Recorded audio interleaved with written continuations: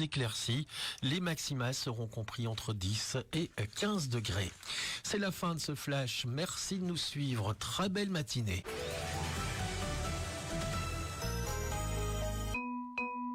Papa, tu te déguises en quoi, toi, pour la chasse aux citrouilles?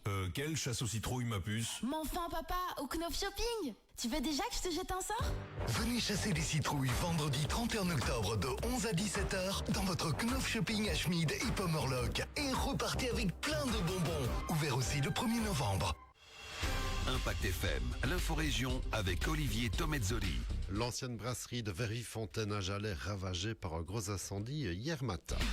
Et un gros changement, la clinique Saint-Joseph de Savitte, un nouveau chantier qui débute au Schram à Malmedy, ça bouge dans nos hôpitaux ces jours-ci. Du foot, du sport moteur, de la gym et du trail, c'est le gros menu de la page sportive de ce matin. Vendredi 17 octobre, le développement des titres de l'info de l'arrondissement, présentation Olivier Tomezzoli. Bonjour à tous, on commence avec ce gros incendie survenu hier matin vers 9h à la sortie de Jalais à Vervifontaine précisément. C'est l'ancienne brasserie qui était la proie des flammes, bâtiment qui abritait 7 logements et situé le long de la nationale reliant Verviers à Jalais. Pas de blessés heureusement, mais l'intervention des pompiers de la zone 4 a été particulièrement importante. Les dégâts sont considérables, la route a été fermée le temps de l'intervention.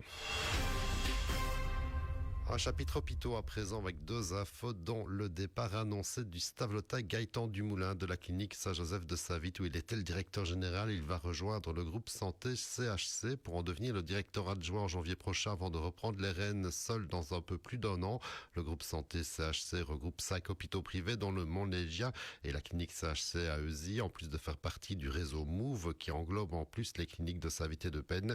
La clinique savitoise se cherche donc un nouveau directeur général à vie aux amateurs. Et dans l'autre réseau, le réseau Ellipse, réseau public, le Schram, vient lui d'entamer une nouvelle phase de gros chantier de rénovation d'extension de l'hôpital Malmédien avec le début des travaux pour le nouveau service de soins intensifs à l'arrière du service actuel des urgences. Il y aura ainsi 6 lits en soins intensifs une fois les travaux terminés.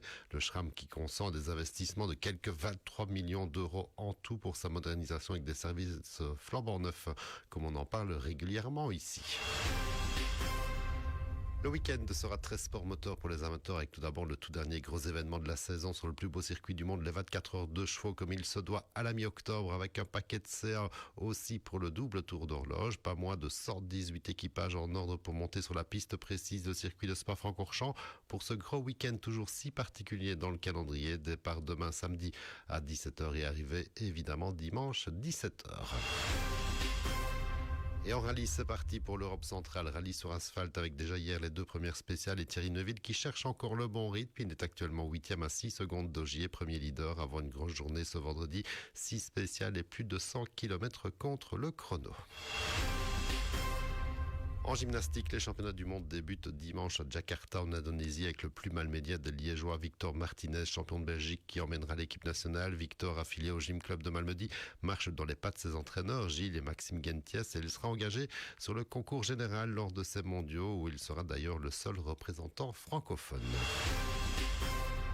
Et on prend la direction de l'île de la Réunion dans l'océan Indien. C'est là que le stavelota Jérôme Van der Schag tente d'écrire une nouvelle page de son histoire de trailer au long cours puisqu'il participe pour la 2e fois à la fameuse Diagonale des Fous, 175 km pour 10 500 mètres de dénivelé positif. Jérôme, 35 ans, qui vit en Suisse dans les montagnes depuis quelques années, tentera de faire mieux que sa 7e place décrochée il y a 3 ans sur ce trail au très long cours qu'il avait couvert en 25h33 à l'époque.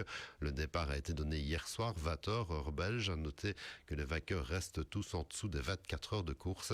Arrivé donc attendu vers 20h ce soir, idéalement pour Jérôme. Et ce matin, après plus de 80 km, le stavelota pointait en 7e position à plus de 40 minutes du premier, après plus de 10 heures de course. Et on joue au foot ce week-end avec déjà hier soir le match d'alignement de Ster-Francorchamps à Juprel. Et les Sterlins sont imposés 1-2. Victoire acquise en toute fin de match avec 3 bons points pour remonter à la 5e place au classement de la première provinciale. Et ce week-end, on dispute l'avant-dernière journée de la première tranche en provinciale, justement. Et avec en première, nouveau déplacement pour Ster-Francorchamps en région utoise, cette fois à Wans-Bazoa.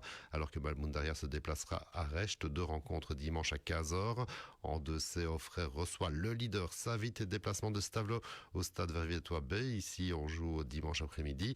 En 3e série D, demain à 20h, déplacement pour Malmundaria B à Emmels. C'est pour l'Alliance Haute-Fagne à Oudler. Dimanche après-midi, on notera le beau duel sur papier entre Bellevaux et Trois-Ponts. Et enfin, en 4e série F, demain soir, Stavelot B accueille Lambermont-Rechat B pendant que les voisins de Ster-B recevront la SRU Verviers. Dimanche, OM Fémonville recevra Cornès. Et je vous renvoie vers vos gazettes préférées ou les applis pour les résultats et les classements, parce que la semaine prochaine, c'est congé pour moi, histoire de recharger les batteries. Elles en ont bien besoin, croyez-moi. Alors rendez-vous lundi 29 et en pleine forme. L'info continue sur notre page Facebook Impact News.